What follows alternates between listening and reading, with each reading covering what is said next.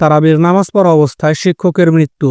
লক্ষ্মীপুরে তারাবির নামাজ পড়া অবস্থায় শরীফ হোসেন নামের এক স্কুল শিক্ষকের মৃত্যু হয়েছে। শনিবার ১ মার্চ রাত ৮টা ৪৫ দিকে জেলা স্টেডিয়াম এলাকায় ভুইয়াবাড়ি জামে মসজিদে ঘটনা ঘটে। স্কুল শিক্ষক শরীফ হোসেনের বড় ছেলে শাহরিয়ার বিষয়টি নিশ্চিত করেছেন।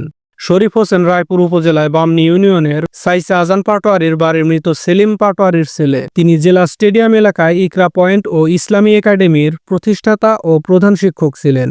স্ত্রী সন্তান সহ তিনি স্টেডিয়াম এলাকায় ভাড়া বাসায় থাকতেন। শাহরিয়ার বলেন, আব্বু অসুস্থ ছিলেন। তিনি তারাবির নামাজ পড়ার জন্য মসজিদে যান। সেখানে তারাবির নামাজ পড়া অবস্থায় মৃত্যুর কোলে ঢলে পড়েছেন। প্রাইভেট স্কুল অ্যাসোসিয়েশন আওয়ামী জেলা কমিটির সহসভাপতি রেজাউল করিম সুমন বলেন, নামাজ পড়া অবস্থায় শিক্ষকের মৃত্যু হয়েছে। খবর পেয়ে আমি তাদের বাসায় গিয়েছি। সংগঠনের পক্ষ থেকে শোকাহত পরিবারের প্রতি গভীর সমবেদনা জানাচ্ছি।